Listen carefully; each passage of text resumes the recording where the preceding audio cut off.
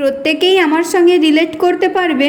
বাড়িতে যখন কলা আসে তখন সবাই খেলো, তারপরে শেষের কলাটার হাল কিন্তু এই রকমই হয়, কারণ শেষের কলাটার ছাল পচে যায়, আর ততদিনে এ বলে সে খাবে, সে বলে এ খাবে, এই বলে থেকেই যায়।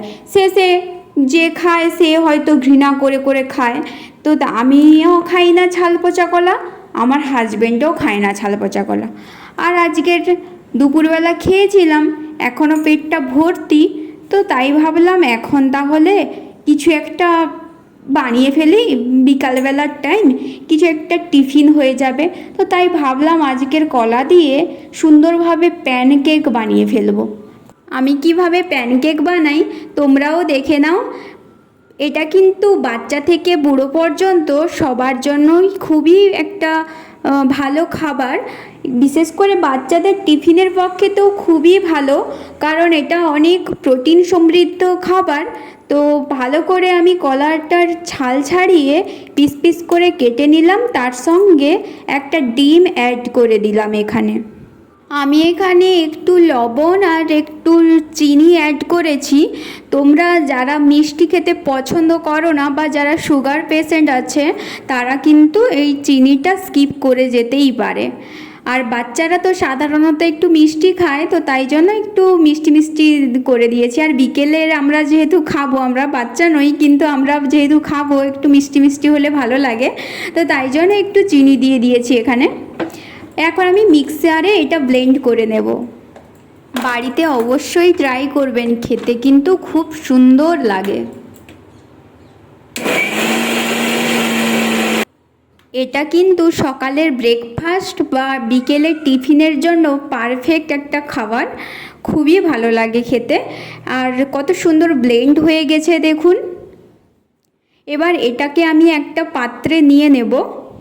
এটার সঙ্গে আমি কিছুটা আটা মেশাবো, কিন্তু আপনারা পরিমাণ মতো নেবেন। আমি এখানে 3 চামচ মতো নিয়েছি, কিন্তু আমি একটু আস্তে আস্তে মানে ধীরে ধীরে কম কম করে মেশাবো, কম কম করেই মেশাতে হবে, তাহলে স্ট্রাকচারটা বোঝা যাবে। একসঙ্গে সবটা মেশানো যাবে না, তাহলে আবার লিকুইড যদি গাঢ় হয়ে যায় তখন আবার কেস খেতে হবে। তো তাই জন্য এই যে এখন আমি একটু একটু করে এই আটাটা মিশিয়ে নিচ্ছি, আর একটু সামান্য দুধও আমি এখানে অ্যাড করে দেব। প্রথমে আমি গ্যাসটা অন করে আমি কড়াইটা গরম করতে বসিয়ে দিলাম। আর আজকের কিন্তু আমি যে ঘিটা তৈরি করেছি আপনারা তো দেখেছেন, তো সেই ঘিটা দিয়েই কিন্তু এটা করব। এটা বাটার দিয়েও কিন্তু করা যায়, কিন্তু বাড়িতে তৈরি করলাম ঘিটা, তো ঘিটা কিছু ইউজ হবে না সেটা হয় না, তো আমি একটু ঘি দিয়ে দিয়েছি। আপনারা কিন্তু এটা তেলও দিতে পারেন, একটু সাদা তেলেও দিতে পারেন, সাদা তেলেও করা যায় এটা।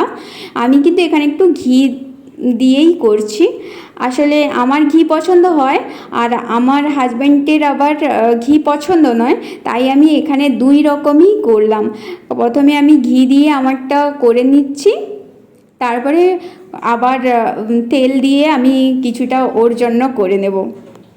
এই যে এই রকমভাবে আমি ছোটো ছোটো করে কয়েকটা করেছি, কিন্তু আপনারা চাইলে একটু বড় করতেই পারেন, কিন্তু সেটাতে কি হয় অনেক একটা একটা হবে আর অনেকটা টাইম লাগবে, আর বড় বড় হবে দেখতে কেমন একটা হবে। তো এটা ছোট ছোট বেশ কিউট কিউট একটা ভাব থাকবে, তো সেই জন্য। আর এটা কিন্তু বাচ্চাদের আবার এটা দৃষ্টি খুব আকর্ষণ করে, ছোট ছোট করলে ওরা বেশ মানে খেলার সহিত খায়। তো এটা আপনারা কিন্তু বাচ্চাদের টিফিনে অবশ্যই বানাতে পারেন। আমার ওই তোলার চামচগুলো নেই, তো আমি এখানে এই জন্য একটা দেশি জোগাড় লাগিয়েছি, ছুরি আর একটা খুন্তি টাইপস দিয়ে আমি এটা এরকম করে করে উপরটা নিচ পুরো মানে একটু ভেজে নিচ্ছি। দেখুন কত সুন্দর হয়েছে দেখুন। সবগুলো একই সাইজের হয়নি, কারণ কিছুটা আমি কখনো 2 চামচ দিয়েছি, কখনো 1 চামচ দিয়েছি।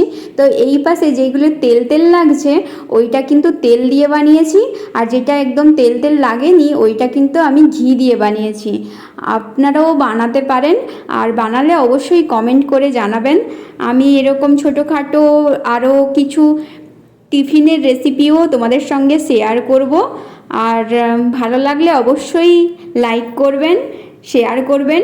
আর নতুন নতুন খাবারের রেসিপি, সকালের ব্রেকফাস্ট বা দুপুরের লাঞ্চ বা ইভিনিং স্ন্যাক্স, যে কোনো ধরনের রেসিপি পাওয়ার জন্য আমার চ্যানেলটিকে কিন্তু অবশ্যই সাবস্ক্রাইব করবেন।